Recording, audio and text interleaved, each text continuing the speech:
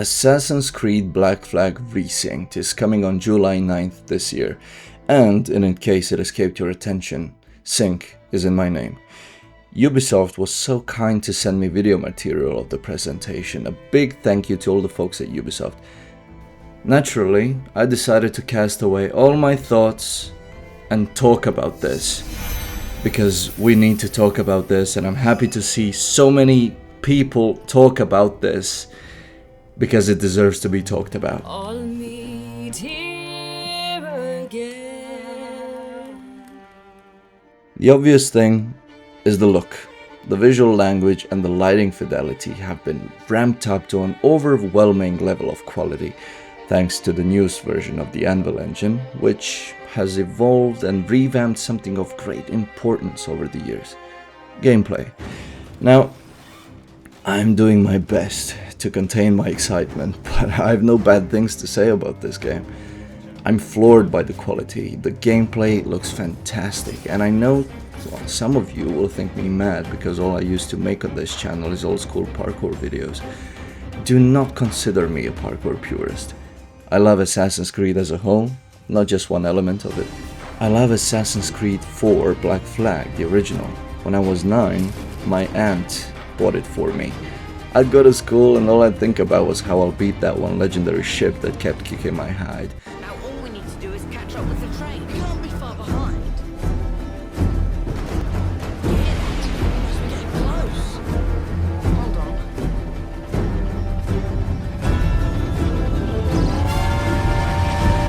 Seeing the remake look exactly as I nostalgically remember the original means they absolutely nailed it. All this over-exaggerated retelling of my days of yore brings me to one particular point. The gameplay in AC Black Flag Resynced looks great. Now, we'll see when we play it, but so far it looks promising. I've gotten used to the AC Shadows control scheme, and the good thing is that it's very customizable, so players can even make the controls close to those of the classic AC games. The parkour system is very similar to Shadows, but there's one key distinction: the open world.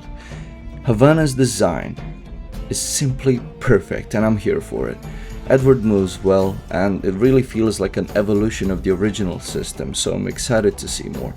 One particular thing that is a bit underwhelming is the loss of sprinting and consequently a loss of momentum while going across a tight platform, like ropes, trees, and those tiny surfaces that are on the side of some buildings. That was a beautifully professional explanation. All I ask regarding parkour here is that the game keeps that one interaction between Edward and Steve Bonnet in sequence 2. My goodness, you're an agile chap. Every finger's a fishhook. That's how you tell a true sailor. Yes, a fine way to put it. Eject fixes from Shadows carry over, which is a big step in the right direction. And it goes without saying, I look forward to exploring and finding new parkour routes in Havana, Nassau, and Kingston. Now revamped, it's going to be beautiful.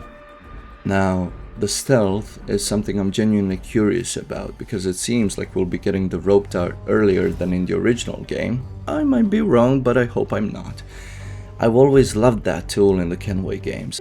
Shinbao, or rope dart if you prefer. One of the many plans given to us by Shaolin to... Sorry. We'll be able to use it in what looks to be a cooldown system. We're also getting the crouch button. Great addition. Social stealth is making a return, and just... yes. Yes, good. We're back. Social stealth has always been the staple of Assassin's Creed, but not always utilized in the best of ways. Now with this new technology, possibly denser crowds in cities, we can have some very creative approaches which maybe weren't possible in the original. The tailing missions have been redone in a way that punishes us for getting spotted, but instead of desynchronizing us, we need to handle the situation differently. Adding on to the stealth part is something that is quite important to me: the utilization of the hidden blades. As we saw in the reveal, the hidden blade assassinations seem to be more of an interaction than a seamless act. I noticed this especially with the single blade assassination animations. Edward approaches the guard in low profile, crouched, and then performs the most high-profile assassination since the death of Julius Caesar. What would make this perfect for me is that the animation changes based on our approach. So, if we approach slowly, Edward should perform a quiet, subtle assassination.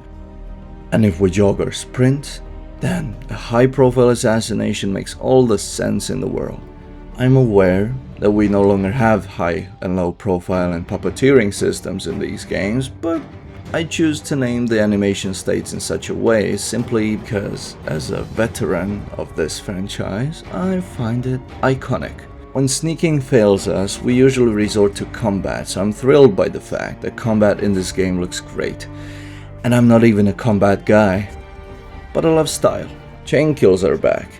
Perfect parries allow you to execute enemies and trigger chain kills, and it means that your combat is parry driven and more dynamic than the original style. Since we all know the original game's combat was incredibly easy, albeit fun. The things I saw made me very hopeful.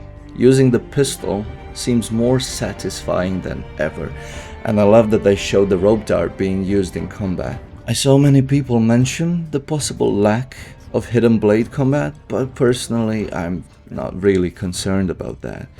The combat works. One thing that is quite interesting is how it will fare while boarding ships. Will we actually have a degree of risk, or grasp the system eventually and simply cleave our way through the soldiers? We'll see. The main point of interest is the way we actually get to boarding those ships. And that is our dearly missed friend, the Jackdaw. We're getting questlines for 3 new characters, which is something I would like to touch upon in the future if we get more details. Basically, they're officers who provide us with new abilities for the Jackdaw, and I'm especially looking forward to the double round shot. It just looks great. The water physics look incredible, and the Caribbean deserves this remake treatment, and our ship is where we'll spend a lot of time while playing this game. The naval combat looks smoother than ever, and I'm overjoyed by the fact that we'll be able to seamlessly travel to cities without loading screens. Something I always attempted in the original game with the utmost confidence when I was a kid. Traveling to these cities comes with its fair share of trouble. The forts, the legendary ships, hopefully a few new activities for us to engage with in the Caribbean. Underwater exploration is making a return, and I couldn't be happier. We all remember that squid and whale Easter egg. That's gonna be a treat to revisit. The things I noticed among some criticism of this remake is that the cutscenes do not reflect Edward's emotions from the original game, as well as people saying that the combat and parkour are not what they wanted. I say, the performance capture is different. The tech is different.